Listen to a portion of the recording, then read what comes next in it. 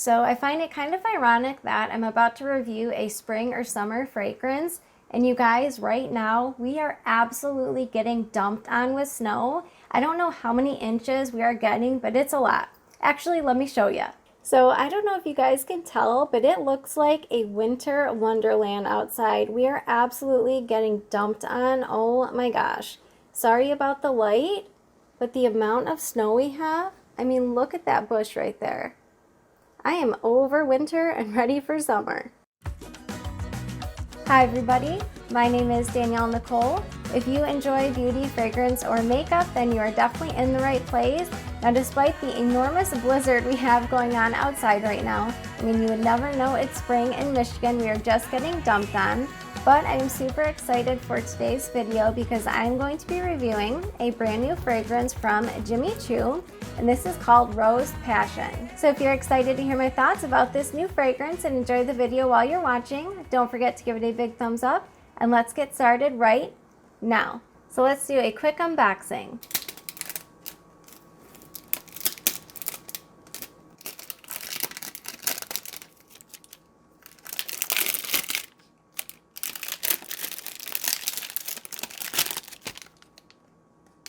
I must say the box is really cute. It almost reminds me of a cheetah print or something like that. So let's get this box open.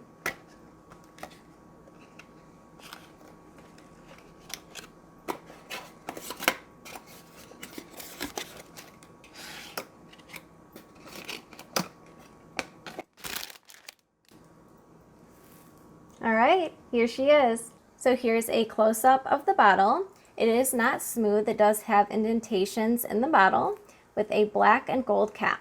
So I actually was fortunate enough to test this fragrance out in person. If you guys know, I do not live near many retails, so I was so excited to actually get a chance to test it out first. Now, I can't remember if I purchased this at Macy's or Nordstroms, but it was one of those two. But you guys, this bottle is beautiful. Now, I actually do not own any Jimmy Choo fragrances. Yes, many are beautiful. They were just not my cup of tea. But this one, we'll get into my thoughts in a second. Now, I do have to say I am excited to finally have a designer fragrance that did not cost $150 or even $200. Right now, it just seems designer fragrances are just going up and up and up. So this one I do find to be reasonably priced. Now, one of the noses behind this fragrance is actually Natalie Lorson. Now, she is an incredibly talented master perfumer. She has created several mainstream fragrances such as Dream Sunset from Coach, YSL Black Opium, Alien Goddess, and several others. So I do tend to enjoy many fragrances that Natalie Lorson creates. Next, let's get into the main accords. The main accords are floral, white floral, tropical, lactonic, and citrus. The top notes are jasmine and frangipani. The middle notes are orchid and coconut milk. And the base notes are sandalwood and vanilla. So Rose Passion is described as a floral ambery solar ode to a free-spirited modern woman living and loving life on her own terms. So as I mentioned, I did get the opportunity to test this fragrance out in person. So let's give this fragrance a spray. That way I can remind myself of the scent and so we can see how the atomizer performs. Not bad. So this fragrance is hands down all about those beautiful tropical florals. What you get on initial spray as far as the top notes go is a blast of strong frangipani mixed with the jasmine. Now this fragrance is sweet, which I was surprised to not see sweet listed on Fragrantica.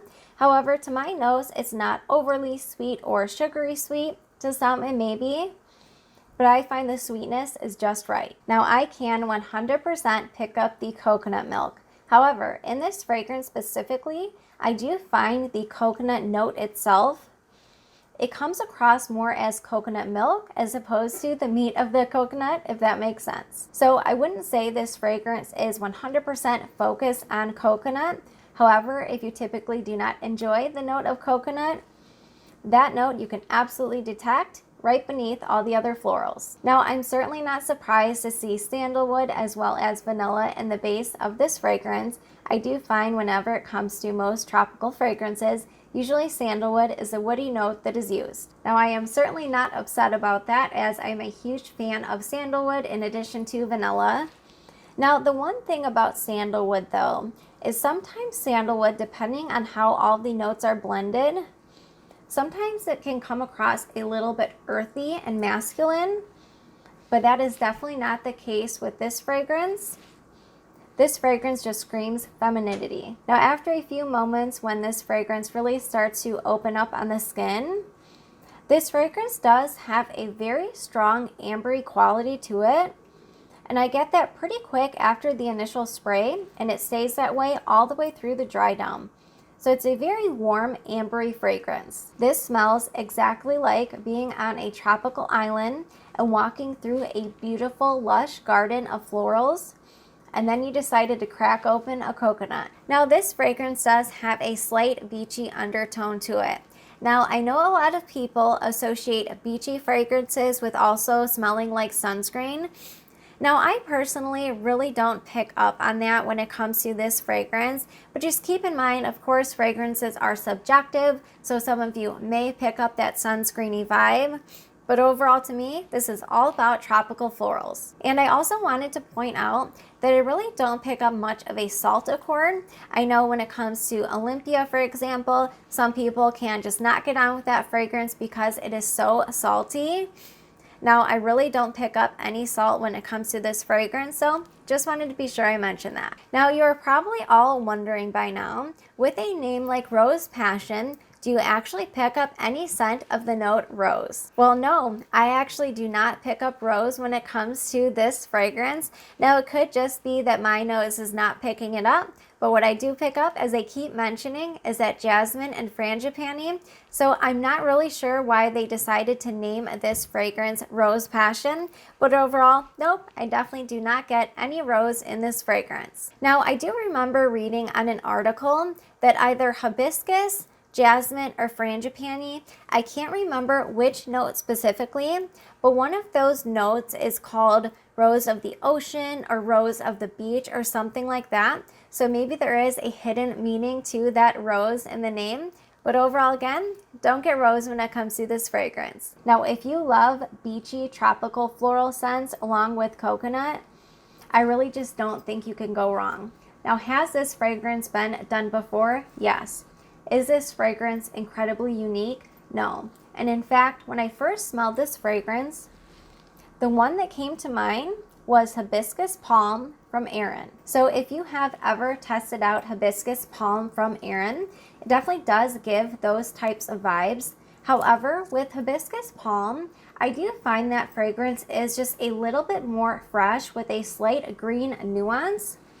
This one is not exactly the same in the sense that it is much warmer with that amber base. So do I think that you need this fragrance if you already have Erin hibiscus palm or perhaps some other tropical floral scents such as Alien Goddess?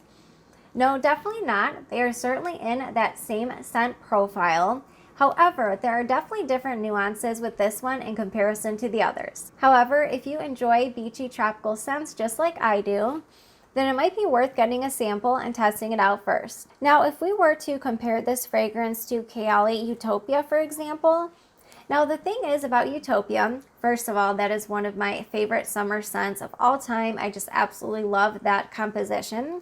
But I do find Utopia, it almost has a slight gourmand quality to it, and it is quite sweet.